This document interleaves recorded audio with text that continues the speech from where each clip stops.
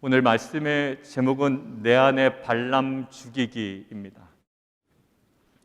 어제는요, 제가 저의 큰아이 대학 졸업식에 다녀왔습니다. 저는 사실 미국에 와서 처음으로 참석해보는 대학 졸업식이었습니다. 졸업식에서 관찰된 여러 가지 눈에 띄는 장면들이 있었는데요. 그 중에 저에게 어제 가장 인상적이었던 장면이 하나가 있습니다. 그게 바로 어떤 장면이냐면 모든 사람들이 마스크를 벗고 있다는 거예요. 졸업식에 대해서 느낀 게 아니라 졸업식에 갔더니만 야외에서 했거든요. 그러니까 사람들이 대부분 이제 마스크를 벗고 있습니다. 그런 어떤 지침이 있었고 또 그런 어떠한 규정이 있었습니다. 저 역시도 야외 스테디움에서 진행되는 졸업식 내내 사회적 거리는 유지했지만 마스크는 벗고 있었습니다. 저는 그 자리에 있는데 오히려 그 장면이 또 다른 뉴 노멀처럼 다가오는 거예요. 마스크를 쓴 것이 오히려 자연스럽고 벗으니까 오히려 옷을 입지 않은 느낌이 들었습니다. 그러면서 들었던 생각이 있습니다. 코비드-19 이전을 A라고 한다면 그 A로 돌아가던, 아니면 코비드-19 그 B로 여전히 있던 우리들은 그 둘도 아닌 또 다른 새로운 변화 C를 맞이할 수밖에 없구나라는 거였어요. 여러분들, 우리가 코비드-19 초기에도 그랬지만 많은 전문가들이요, 코비드-19은 어떠할 것이냐, 그때는 우리가 어떻게 살아야 되느냐, 어떤 변화가 있을 것이냐라고 많이 전문가들이 예측했습니다. 일부는 맞고 일부는 틀렸습니다. 그런데 지금 이제 마스크를 벗고 이제 일상으로 돌아가려는 움직임들이 이제 왕성해질 때 또 수많은 전문가들이 코비드-19 이후, 포스트 코비드 이후의 삶이 어떠할 것이냐라고 또 수많은 예측들을 합니다. 여러분들, 우리는 코비드-19이 터졌을 작년에 사도행전을 통해서 구체적인 예측보다 신앙 공동체가 이 막힘과 멈춤의 상황을 어떻게 바라봐야 되는지 사도 바울의 여정을 통해서 우리는 함께 묵상해 왔습니다. 지금도 마찬가지입니다.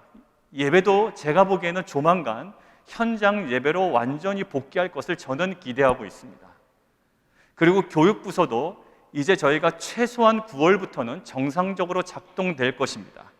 그렇게 되면 적지 않은 많은 사역의 변화가 일어날 것이고요, 많은 사역, 또 협력자들, 헌신자들이 필요할 수도 있습니다.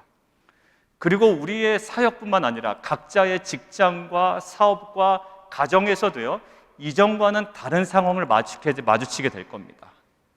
더 많은 손님이 올 수도 있고요, 아니면 업종의 변화가 생길 수도 있고요, 우리가 모르는 새로운 변화는 필수적으로 우리가 직면하게 될 겁니다. 그로 인해서 우리는 변화된 시대를 그냥 바라보고 있는 것이 아니라 우리도 준비할 것들이 상당히 적지 않습니다. 그러나 우리가 여러 가지 구체적인 것들을, 가시적인 것들을 준비하기 이전에 가장 궁극적으로 우리 안에 이제 조만간 새롭게 또 다른 코비드-19 이후의 시기가 우리에게 열릴 텐데, 그 전에 우리가 궁극적으로 우리에게 준비되어야 하는 것이 무엇인지를 오늘 말씀을 통해서 함께 나누기를 원합니다. 지난주 우리가 13장 6절에서 7절을 주목했는데요, 여호수아에게 새롭게 부여된 사명은 전쟁이 아니라 분배였습니다.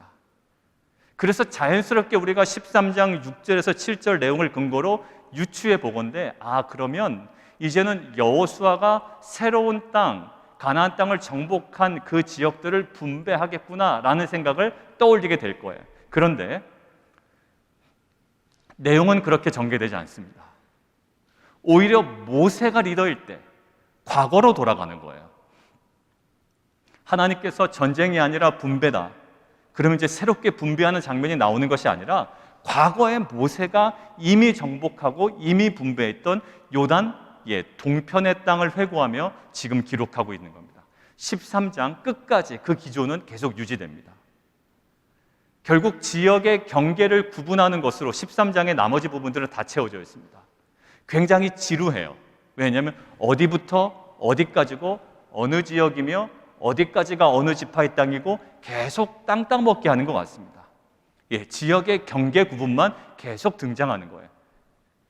그런데 오늘 저와 여러분이 함께 읽은 본문은요, 단순히 지역 경계 구분이 아닌 스토리가 들어가 있죠.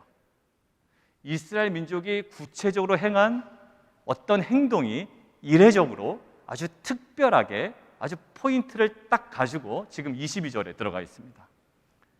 무슨 일일까요? 바로 이스라엘 민족이 과거에, 지금 여호수아와 함께 죽인 일이 아닙니다. 과거에 모세 때에 발람을 죽인 일이에요. 그게 지금 경계를 얘기하는데, 이제 앞으로 새로운 분배가 이루어지고 새로운 시대가 열릴 때인데 이 사건을 이야기를 하고 있는 겁니다. 자, 이 사건은요, 민수기 22장, 23장, 24장, 25장, 그리고 민수기 31장에 기록이 되어 있습니다. 자, 여러분들 아마 내용 아실 거예요. 이스라엘 민족은 모세의 지도력 하에 이제 약속의 땅으로 오던 도중에 요단 동편 땅에 그 모압 평지에 딱 진을 칩니다. 그랬더니 모압 평지에 진을 친 것을 보고요, 이 모압의 왕 발락이라는 모압 왕이 그것을 보고 심히 두려워하고 심히 번민했다라고 기록이 되어 있어요. 무서운 겁니다. 자, 그래서 발락 왕이, 모압 왕이었던 발락 왕이 다음과 같은 일을 계획하게 됩니다. 우리 자막으로 함께 보실까요? 제가 읽겠습니다.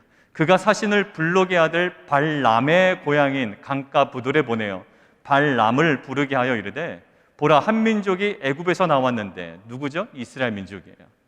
애굽에서 출애굽했지 않습니까? 그들이 지면에 덮여서 우리 맞은편에 거주하였고 앞에 와 있는 겁니다. 우리보다 강하니 청하건대 나를 위하여 이 백성을 저주하라. 내가 혹 그들을 쳐서 이겨 이 땅에서 몰아내리라. 그대가 복을 비는 자는 복을 받고 저주하는 자는 저주를 받을 줄을 나 발락이 알고 있다라는 거야. 발락 왕이 발람에게 그렇게 요청하라고 사신을 보낸 겁니다. 그래서 발락의 종들이 발람을 찾아가죠. 근데 발람은 이렇게 얘기합니다. 여호와께서 내게 이르시는 대로 내가 너에게 답하지, 너 시키는 대로 내가 안 할 거야 라고 이야기합니다. 그래서 하나님께서는 그 발람에게 이렇게 말씀해 주십니다. 민수기 22장 12절이에요. 하나님이 발람에게 이르되, 너는 그들과 함께 가지도 말고 그 백성을 저주하지도 말라. 그들은 복을 받은 자들이니라 라고 이야기합니다. 하나님께서 아주 명확하게 말씀해 주십니다. 그래서 발람은 이에 순종합니다. 그래서 발락의 사신들을 그냥 돌려보내죠. 자, 이러한 발람의 행동, 지금까지는 전혀 문제가 없습니다. 하나님께서 돌려보내라 하니까 돌려보냅니다. 자, 그런데 발락이 더 높은 고관들을 발람에게 보내어 다시 요청을 합니다. 민수기 22장 17절이에요. 자막을 통해서 함께 보시겠습니다. 내가 그대를 높여 크게 존귀하게 하고 그대가 내게 말하는 것은 무엇이든지 시행하리니 청하건대 와서 나를 위하여 이 백성을 저주하라. 그러니까 내가 좀 더 줄게, 더 높여줄게, 더 귀한 것으로 보상해 줄게. 그러니 내가 원하는 저주를 그들에게 좀 해달라는 거예요. 이번에도 단호하게 거절하면 되잖아요. 근데 그러진 않습니다. 어쩌냐면 이제 이 본문이요, 여러 가지 해석이 많아요. 그리고 애매한 부분도 사실 많아요. 그런데 발람은 이렇게 합니다. 하나님께서 무슨 말씀을 더 하실런지 알아보겠다고 이야기합니다. 근데 거기에 대해서 성경은 아무런 언급은 하고 있지 않아요. 그리고 나중에 또 하나님은 가라고 말씀하세요. 자, 일단요. 근데 학자들이 이 부분을 신구약 전체를 놓고 보니 발람의 탐심이 투영된 모습이라고 분석을 합니다.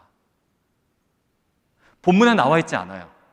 여러 가지 해석의 여지도 있습니다. 그러나 우리가 신구약 전체에 발람에 대한 스토리가 적지 않게 들어가 있거든요. 근데 거기에 발람의 처리되지 않는 탐심이 투영된 행동이다라고 해석을 하는 사람도 있습니다.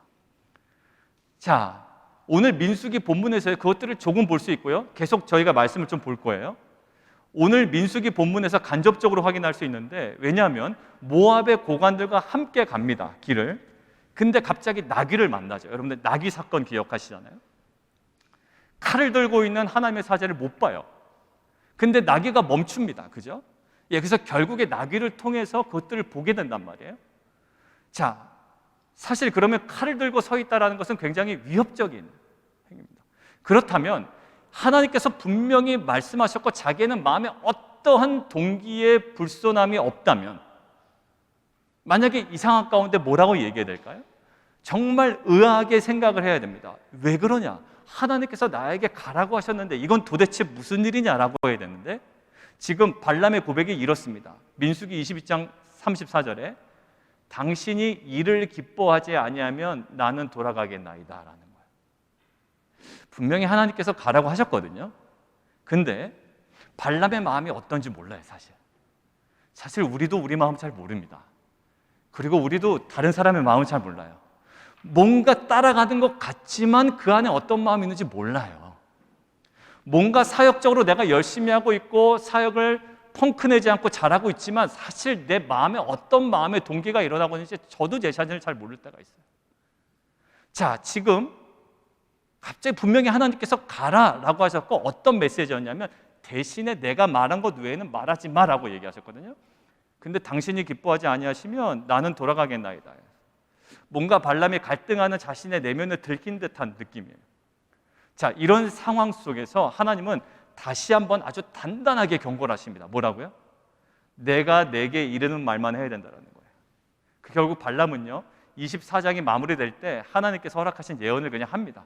예, 괜찮아요. 뭐라고 얘기하냐면 아무런 문제 없이 하나님께서 말씀하시는 것만 그대로 이야기하다가 24장 25절에는 발람이 일어나 자기 곳으로 돌아가고 발락도 자기 길로 갔더라라는 표현으로 마무리됩니다. 아무 이상 없어요. 그러니까 24장까지는 나름대로 깔끔하게 끝나는 거예요. 무엇으로요? 예, 표면적으로는. 여러분들 표면적으로 저 멀쩡하잖아요. 그죠?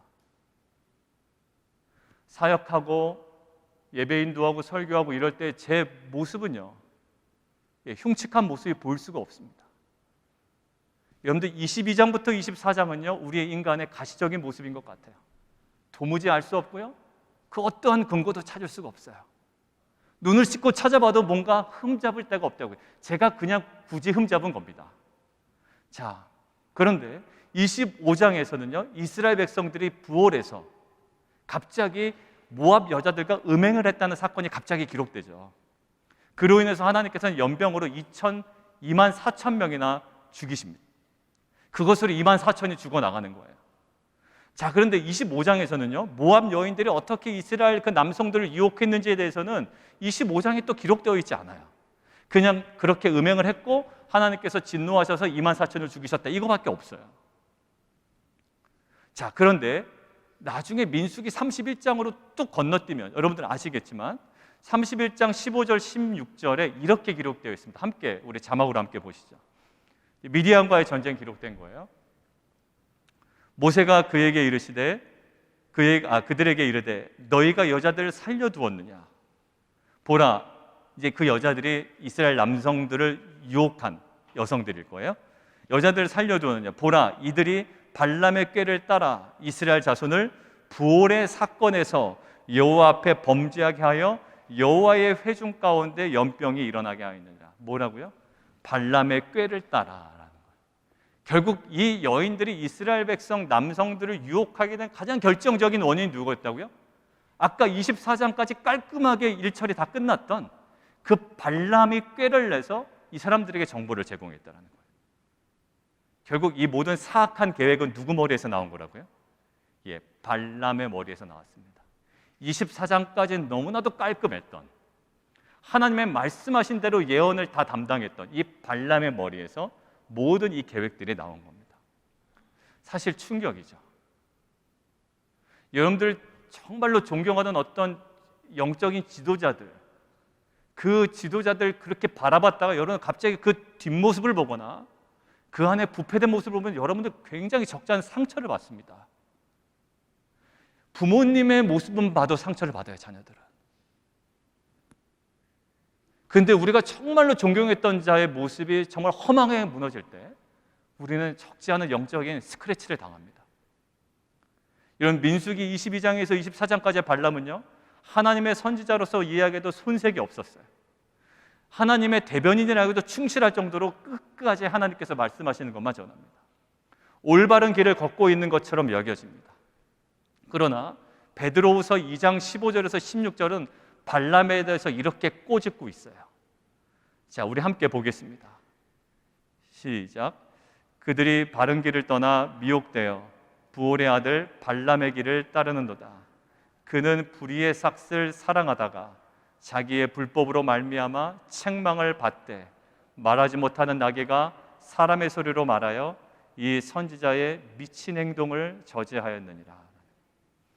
여러분들, 베드로후서는요, 민수기 22장에 기록된 그 나귀 사건을 정확하게 해석하고 있는 거예요. 모압의 고관들과 함께 발락에게 가는 이 시점에서도 이미 우리에게는 완벽해 보이는 그 겉모습이 있었지만 이미 발람의 마음에는 어떤 우리가 알지 못하는 숨겨진 의도가 있었다라는 거예요. 그래서 어떻게 했다? 나귀를 통하여 뭐예요? 선지자의 미친 행동을 저지했다라는 거예요. 베드로서는 그것을 발람의 미친 행동이다라고 표현을 해버리는 거예요. 결국 이미 발람은 겉으로 멀쩡해 보였지만, 그리고 내가 하나님께서 말씀하신 것 외에는 절대로 전하지 않겠다라고 이야기했지만, 그리고 실행까지 옮겼지만 이미 발람의 마음에는 보이지 않는 마음의 균열이 가고 있었다라는 거예요. 그리고 24장까지는 아주 단호해 보이는 모습이었지만 그에게는 발락이 오퍼한 불의의 싹을 모하는 마음이 있었다? 사랑하는 마음이 있었다라는 거예요. 강단에서 여러분들 저는 이런 거 안 합니다. 이래야 됩니다. 막 하잖아요. 근데 그 안에 마음의 균열이 생기고 있었다는 거예요. 여전히 그것들을 사랑하고 좋아하면서 이 말씀의 선포는 그러할 수는 없었을 거예요. 자, 결국 발락이 오포한 불의한 사랑하는 마음이 있었고 풍성한 은금의 마음이 이미 흔들리고 있었다는 거예요. 십자가의 복음을 얘기하지만 세상의 화려함과 세상적인 영향력과 세상적인 파워와 세상적인 매력을 가진 그 어떠한 것에 이미 마음이 지금 흔들리고 빼앗겨버리고 있다는 거예요. 그러니까 도무지 십자가가 중요한지는 알지만 살아가지는 못하는 거예요. 그리고 마음이 부담이 되는 거예요. 그러나 아직은 괜찮아요. 자, 그런데요, 이상하리 많지 발람의 스토리는요, 성경에 실제로 그래요. 발람의 스토리는 적지 않게 기록이 되어 있습니다. 또 어디에 나올까요? 요한계시록 2장 14절에 또 등장합니다. 발람이요. 이거는 버가모 교회를 책망하시는 장면이거든요. 버가모 교회는 어떤 교회냐면 어려울 때 이것들을 잘 감당해냈다 칭찬받았던 교회예요. 야, 너희가 고난을 참 잘 감당하는구나. 근데 어디서 푹 넘어질까요? 갑작스런 이런 유혹에 넘어지는 거예요. 지금 한번 보겠습니다. 시작. 그러나 내게 두어 가지 책망할 것이 있나니 거기 내게 발람의 교훈을 지키는 자들이 있도다. 발람이 발락을 가르쳐 이스라엘 자손 앞에 걸림돌을 놓아 우상의 제물을 먹게 하였고 또 행음하게 하였느니라.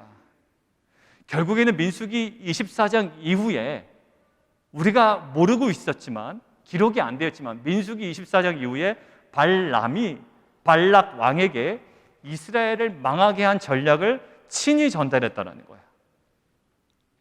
그리고 유다서 1장 11절에도 기록되어 있습니다. 함께 보겠습니다. 화 있을진저 이 사람들이여 가인의 길에서 행하였으며 거기 밑줄이죠. 삭슬 위하여 발람의 어그러진 길로 몰려갔으며. 결국 민수기 22장과 24장으로는 전혀 드러나지 않았을 그 발람의 실존이 성경 이곳 저곳에서 고발되고 지금 드러나고 있는 거예요.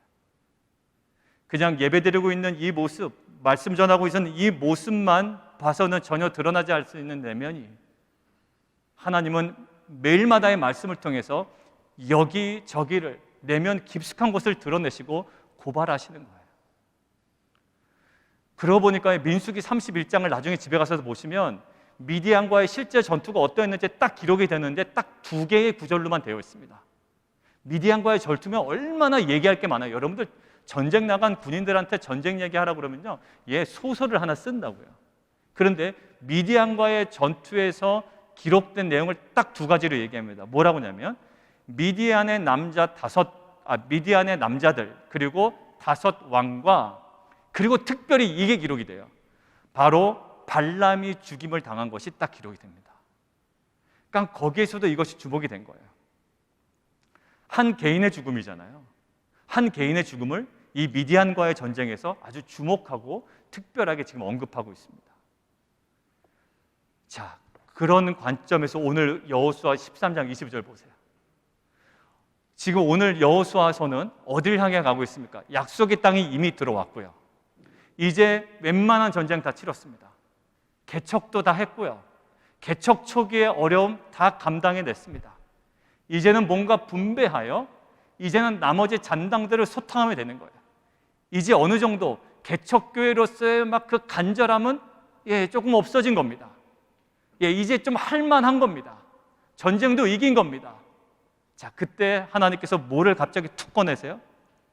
새로운 땅을 어떻게 분배하느냐라는 이야기를 하기 전에 이제 갈렙과 그 스토리는 14장 가서나 나오고요. 13장에 과거 스토리를 얘기하는데 단순히 지형의 스토리가 아니라 뭐예요? 이 발람의 이야기를 툭 던지시는 거예요. 이스라엘 민족은 이제 각 지파별로 땅을 분배받아 그곳에서 나머지 정복 전쟁을 감당해야 됩니다. 충분히 감당할 수 있겠죠. 왜? 잘 해왔어요, 지금까지. 아이성 전투에 한번 패배는 있었지만 그래도 순종해서 잘 해왔습니다. 그러나 가나안 땅은요, 현실적인 유혹이 너무 많은 땅이에요. 농사 경험이 부족한 이스라엘 백성들에게 가나안 사람들이 알려주는 농사 기법과 그와 관련된 그들만의 삶의 방식과 그 제의법들의 마음이 흔들릴 수 있는 겁니다. 그런 현실적인 유혹은요, 실은 언제든지 그들의 마음을 흔들 수가 있고 균열을 일으킬 수 있으며 공동체 전체를 우상숭배에 빠뜨리는 영적 위험, 그런 존재가 될 수 있다고요. 여러분들, 우리는 사도행전의 아나니와 삽비라 이야기를 알고 있습니다. 여러분들, 겉보기에는 정말로 완벽하게 신앙이 좋은 부부예요. 왜 그럴까요? 자기의 소유를 팔아서 사도들의 발 앞에 갖다 둡니다. 마치 누구처럼? 바나바처럼. 바나바도 저렇게 하는데 아나니아와 삽비라 부부도 저렇게 헌신한다라고? 겉으로 보기에는 멀쩡한 부부라고요. 그런데 그들의 내면에는요, 그릇된 동기로 인한 거짓이 막 역사하고 있었던 거예요. 마음이 균열해 가기 시작했고 결국에는 성령을 속이게 되고 결국 죽임을 당하게 됩니다. 여러분들, 사도행전 사도 바울이 작성한 골로새서에 보면 4장 14절에 보면 데마라는 사람에 대해서 이렇게 얘기해요. 골로새서 작성할 때 이 데마는 이렇게 기록됩니다. 사랑을 받는 의사 누가와 데마가 너희에게 문안하니라. 너무 좋아요. 그리고 빌레몬서 1장 24절에 이 데마가 또 언급이 됩니다. 뭐라고 되어 있냐면 나의 동역자 마가, 아리스다고, 데마, 누가가 문안하니라. 괜찮아요. 여러분들 신약 하심탐사 하신 분들 알겠지만 지금 딱 이 부분 들어갔죠. 우리가 이 부분 방금 했죠. 골로새서와 빌레몬서가 언제 작성한 거라고요? 로마의 2년 동안의 가택연금 상태에서. 그러니까 지금 시기가 비슷한 거예요. 그리고 골로새서로 가는 편지는 빌레몬 장로님의 골로새 교회 장로님이기 때문에 지금 편지가 동시에 다 가거든요. 두 기고를 통하여. 자, 그러니까 지금 그 시대의 대마는 어떤 사람이에요? 사랑받는 사람이고 또 나의 동역자, 바울의 동역자예요. 자, 그런데 결국 바울이 2년 동안 가택연금 상태에서 대마는 로마에서 지금 함께 머물고 있는 겁니다. 그런데 바울이 가택연금 이후에 잠깐 풀려난다고 그랬죠. 풀려나무 후 서바나까지 갔다는 이야기도 있고요. 그리고 나서 최종적으로 투옥된 게 로마 감옥이에요. 이제는 가택연금이 아닙니다. 진짜 로마 감옥에 들어가는 거예요. 그때 로마 감옥에서 쓴 편지가 뭐냐면 디모데 후서였어요. 맨 마지막 편지. 자, 거기 맨 마지막 편지의 거의 마지막 부분에 4장 10절에 이런 표현이 있습니다. 대마는 이 세상을 사랑하여 나를 버렸다라고 되어 있어요. 여러분들, 그 골로새서와 빌레몬서를 작성할 당시 그 당시에 드러난 부분은 전혀 문제가 없었습니다. 사랑하는 자였고 바울의 동역자였어요. 그런데 어느덧 시간이 흘렀는데 대마는 이 세상을 사랑하여 나를 버렸대요. 초대교회를 향한 핍박은 거세지고요, 세상의 유혹은 계속 물밀듯 밀려오는 겁니다. 아마 데마에게도 내면의 갈등이 있었겠죠. 그냥 쿨하게 간 건 아닐 거예요. 굉장한 갈등이 있었을 거예요. 그러나 그 데마의 갈등은 아마 어느 순간에 생긴 게 아니라 초기부터 계속 존재했을 가능성이 많다라고 저는 오늘 본문과 또 우리의 성향을 보니 그렇게 있다고 생각이 들어요. 그러니까 대만은요, 사실 이러한 어떤 갈등이 계속 있었을 거예요. 근데 결국 성도로서의 삶을 지속하지 못한 것으로 많은 학자들이 보고 있습니다. 성도 여러분, 우리는 사실 여러 가지 예수 믿고 구원받았다라고 하지만 사실 여러 가지 유혹을 많이 당하고요. 또 많은 시험과 많은 문제 앞에 서 있습니다. 정말 예수 믿고 천국 가면 끝나는 것 같은데 실은 세상은 그렇게 만만치가 않았던 거예요. 우리를 도전하는 상황은요, 하나는 뭐니까? 고난입니다. 그거는 우리가 뭐 어쩔 수 없는 고난이에요. 이것을 우리에게 도전을 주는 건 당연한 거예요. 그런데 중요한 도전의 요소가 있습니다. 뭐냐면 또 다른 하나는 그 정반대되는 것, 세상적인 유혹입니다. 풍요로움이에요. 오늘 바로 발람이 다스리지 못했던 그 부분이에요. 발람은 막 협박해서 넘어간 게 아닙니다. 어디에? 본인 스스로 간 거죠.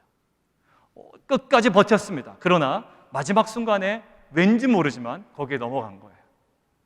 모압의 발락왕이 오퍼했던 것에 이미 그는 마음이 흔들리고 있었던 겁니다. 그 겉으로는 멀쩡해 보였지만 이 속에 흔들리는 그 마음, 균열에 간 마음이 다스려지지 않았기 때문에 사역을 성공적으로 마친 것처럼 보였어요. 민수기 24장까지는 하나님께서 말씀하신 대로 선포하고 그대로 이상한 말 하지 않았습니다. 사역은 성공적으로 마친 것 같았지만 나중에 뒤로 가서는 이스라엘을 타락시킬 만한 전략을 제공하는 미친 행동을 하게 되는 거예요. 설교를 하고 가르치고 리더로서 이끌어가고 사역을 성공적으로 마친 것 같지만 사실 그 안에 일어나고 있는 갈등, 이 내면을 제대로 다스리지 못하면 사실 결국에는 이 발람처럼 결국 오히려 이스라엘을 나중에 타락시키게 되는 2만 4천이 죽어나가는 그런 일에 아주 결정적인 요인이 되는 거죠. 이런 민수기 22장과 24장이 드러나지 않았지만 사실 발람에게는 이미 분명히 성경은 얘기합니다. 불의한 싹을 사랑하는 마음이 있었던 거예요. 우리 안에도요, 실은 여전히 아직 갈등하고 끊어내지 못하고 여전히 미련두며 그러나 겉으로는 드러낼 수 없는 우리의 내면의 아픔들이 있습니다. 연약함들이 있어요. 그건 어느 특정한 누구의 문제가 아니라 사실 우리 모두의 문제입니다.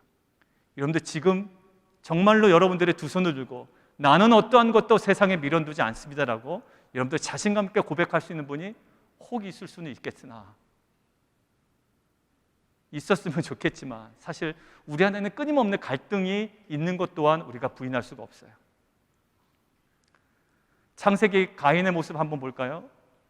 그는 예배 형식에 문제 없었습니다. 많은 이제 예전에 학자들이나 목사님들이 이제 그 곡식의 제사를 드렸기 때문에 하나님께서 받지 않으셨다 그러는데 사실 이제는 그거 맞지 않는다라고 얘기했죠.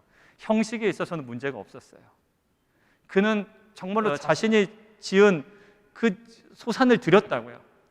문제 없었어요. 그런데 하나님께서 경고하신 대로 이미 가인의 마음은 뭐가 싹둑이 있었다고요? 죄가 너의 마음 문 앞에 엎드러져 있다라고 얘기했잖아요. 그러니까 결국 그의 마음은 이미 형식의 완벽함은 있었지만 죄로 인해 심하게 마음이 격동하고 있었다고요. 맞아요. 우리 마음이요, 뭔가 이게 격동하고 마음의 균열을 가면 아무것도 안 들리고 실은 아무것도 할 수가 없습니다. 실은 가인이 그때가 회개할 포인트였는데 회개할 타이밍을 놓치고 오히려 동생을 살인하는 인류 최초의 살인자로 전락해버리게 됩니다. 우리도 하나님에 대한 신앙이 있습니다. 담임 목사로서, 리더로서, 성도로서 사역을 감당합니다. 드러난 부분에 있어서는 전혀 문제 없어요. 그러나 지속적으로 발락으로 대표되는 이 세상의 현실적 유혹과 이 도전 앞에 우리는 딱 마주칠 때가 있습니다. 그때 우리는 사도 바울의 모습을 좀 기억했으면 좋겠습니다. 빌립보서 4장 12절입니다. 같이 한번 읽을까요? 자, 시작. 나는 비천에 처할 줄도 알고 풍부에 처할 줄도 알아. 모든 일, 곧 배부름과 배고픔과 풍부와 궁핍에도 처할 줄 아는 일체의 비결을 배웠노라. 그러니까 사도 바울은요, 그러니까 실은 어떤 상황에 딱 매이지 않을 만한 사람이었던 거예요. 배고픔과 궁핍함은요, 사실 이 사역적으로 굉장히 힘들거든요. 그런데 그것조차도 사도 바울을 주장하지 못했습니다. 그렇다고 해서 풍부하다고 사역 잘하느냐? 제가 아내한테 얘기했나요? 누구한테 얘기했는데, 여러분들 제가 어제 새벽기도 때 얘기한 모양이네요. 여러분들 제가 재산이 많아진다고 더 사역을 잘하겠습니까? 제가 더 많은 재산과 더 좋은 터전과 이것들이 생긴다고 제가 더 사역을 잘하겠습니까? 실은 그렇지 않을까. 오히려 그게 더 위험할 수도 있어요, 때로는. 자, 그러니까 풍부함과 배부름이 실은 사도 바울에게는 또한 유혹되지 않았다는 거예요. 그러니까 사도 바울은 궁핍과 배고픔, 그리고 풍부함과 배부름이 사도 바울에게는 주장할 것도 안 되고 그에게는 유혹의 거리도 되지 않았다는 거예요. 오히려 13절에 이렇게 얘기하죠. 함께 보겠습니다. 시작. 내게 능력 주신 자 안에서 내가 모든 것을 할 수 있느니라. 여러분들 어떤 상황이든 예수 그리스도 안에서 모든 상황을 감당할 수 있다는 거예요. 그것이 풍부든 궁핍이건 배부름이건 배고픔이건 간에 어떤 상황 안에서도 내게 능력 주신 자 안에서 그 모든 상황을 뭐 할 수 있다? 감당해낼 수 있다는 거예요. 결국 이러한 사도 바울이 상황에 종속되지 않을 수 있었던 이 핵심이었습니다. 그게 뭘까요? 바로 갈라디아서 2장 20절이라고 저는 생각이 듭니다. 제가 읽겠습니다. 내가 그리스도와 함께 십자가에 못 박혔나니 그런즉 이제는 내가 사는 것이 아니요 오직 내 안에 그리스도께서 사시는 것이라. 이제 내가 육체 가운데 사는 것은 나를 사랑하사 나를 위하여 자기 자신을 버리신 하나님의 아들을 믿는 믿음 안에서 사는 것이라. 그러니까 결국 성도의 구원도 삶을 지탱하는 모든 것도 결국 뭐예요? 예수 그리스도의 십자가야. 거기는 풍부함도 궁핍함도 매임도 눌림도 아픔도 고통도 고스란히 녹아져 있는 장소입니다. 여러분들 나는 저 사람보다 못하다, 나는 저 사람보다 더 힘들다, 때로는 나는 저 사람보다 좀 낫다, 많은 것들이 우열을 따지고 차이를 두지만 사실 십자가에선 그 모든 것들이 녹아지는 겁니다. 여러분들 그래서 사도 바울은 성도다운 모습을 이렇게 강조해요. 돈이 많고 적은, 많아서 더 섬기고 나는 좀 실력이 있고 없고 이것이 아니라 이렇게 얘기합니다. 그리스도 예수의 사람들은 육체와 함께 그 정욕과 탐심을 십자가에 못 박았느니라. 여러분들 우리가 무엇을 더 한다 못한다의 문제가 아니라요, 우리의 끊임없는 것은 뭘까요? 끊임없는 죄성입니다. 그리스도의 사람들은, 예수의 사람들은 육체와 함께 그 정욕과 탐심을 십자가에 못 박느라. 그래서 사도 바울은 자신을 향해 고린도전서 15장에 뭐라고 얘기하나요? 나는 날마다 죽는다라고 이야기했던 거예요. 여러분들 죽어야 사는 인생입니다. 여러분들 우리 가운데는 세상적인 것으로 공급받아 살아가는 인생이 아닌가요? 세상적인 것으로 공급받지 못해도 십자가의 날마다 죽음으로 사는 인생이 우리 그리스도인, 또 예수 그리스도를 믿는 영광스러운 인생임을 저는 믿습니다. 여러분들 오늘 본문은요, 원래 요단강 서편의 결론입니다. 오늘 본문은요, 원래 요단강 서편의 지역 분배로 스토리로 진행이 돼야 돼요. 이제 서편에, 왜냐하면 동편에서 넘어왔잖아요.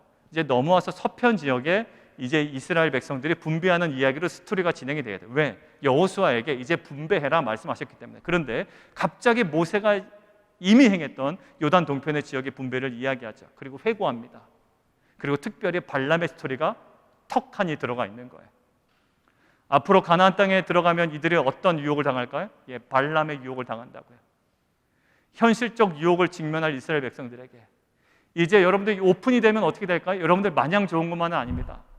여러분들 우리가 코비드-19 때문에 위축된 것도 있지만 우리가 코비드-19 때문에 더 거룩해진 부분도 있어요, 사실. 왜냐하면 이것만 아니었으면 더 뭔가를 할 텐데, 안 좋은 행동들을 코비드-19 때문에 우리가 더 못한 경우도 있거든요. 근데 이것이 회복이 되면 우리가 영적으로도 도전이 되고 영적으로도 좋은 의미도 있지만 사실 오히려 그동안에 눌려 있었던 그 안 좋은 영향력들이, 드러나지 않았던 것들이 스물스물 다시 나올 수 있는 그런 조건이 되는 겁니다. 여러분들 비가 내리는 건 좋은 거예요. 근데 비가 내릴 때 양질의 나무만 자라는 게 아닙니다. 모두 자라나요? 잡초도 자라난단 말입니다. 그러니까 우리가 코비드-19 회복되는 이 이후의 시기를 우리가 그냥 단순히 야 좋다, 회복되니까 좋다가 아니라 이제 우리가 깨어있어 지금 발람의 스토리를 가지고 이제 분배하며 정확하게 그 땅을 바라보기를 원하는 마음처럼 우리가 이제 코비드-19 이후의 시기를, 지금까지 코비드-19이기 때문에 드러나지 않았던 우리의 그 어떤 모습들이 있다고요. 이것들을 다시 한번 점검하고 새로운 시기를 준비하는 공동체가 되기를 원합니다. 우리들도 마찬가지예요. 교회 공동체 안에 신앙인으로 살아가는 우리의 내면에도 발람의 도전이 있습니다. 겉으로는 쉽게 드러나지 않지만 세상적인 매력적인 것에 그냥 마음이 흔들리는 거예요. 야, 좋다라는 거죠. 여러분들 여러 번 반복드리지만 좋은 거는 세상에 너무나도 많습니다. 우리는 좋은 것 따라가는 인생이 아니라 주님 말씀하신 대로 그 주님의 그 복음 따라가는 인생입니다. 그것이 풍부하든 궁핍이든 배고픔이건 배부름이건 그것을 초월할 수 있는 것이 신자의 특권인 줄 믿습니다. 여러분들, 우리는 발람을 계속 드러내야 됩니다. 새로운 시대가 오기 전에 우리는 하나님께서 이 성령 강림 주일에 성령께서 우리 내면을 비추셔서 우리 안에 지금 아직 코비드-19 때문에 안 드러났어요. 그렇지만 그 발람을 드러내고 철저히 죽여나가야 됩니다. 그렇지 않으면 새로운 약속의 땅에 딱 들어갔는데 오히려 발람의 유혹으로 인하여 넘어짐을 경험할 수 있기 때문입니다. 코비드-19, 저는 어제 보고 깜짝 놀랐습니다. 이게 현실인가요? 옆에 사람 물론 뛰어서 앉았습니다. 2칸 떨어져서 앉아요. 또 2칸 떨어져서 위에 앉습니다. 스탠드에 앉는데 저희 가족끼리만 모여 있지만 마스크를 거의 다 벗고 있는 거예요. 거기 앉아있는 졸업생들도. 여러분들, 이 새로운 또 시대가 열릴 겁니다. 뉴노멀로 왔지만 뉴노멀에서 또 다른 뉴노멀로 이제 넘어가야 돼요. 자, 많은 사람들이 예측을 했지만 그 예측대로 그렇게 흘러가지는 않을 겁니다. 앞으로 변화는 실은 우리는 알 수 없습니다. 가나안 땅 분배 전에 발람의 이야기를 기억해야 하는 이스라엘 민족처럼 새로운 시대 앞에선 우리들도 우리의 내면에 자리 잡고 있는 발람을 드러내고 제거해가는 정말 거룩한 공동체가 되기를 원합니다. 왜냐하면 하나님께서 우리를 너무나 사랑하시기 때문에, 무엇이 우리에게 가장 치명적인 존재가 될지를 아시기 때문에 우리는 그것이 너무 좋다라고 하는데 어린아이가 너무나 재밌다고 그러는 거예요. 좋다라고 하는 거예요. 근데 어른들은 압니다. 그들이 감각적으로 좋다고 하는 것에 얼마나 위험한 요소가 드러나고 있는지 부모는 압니다.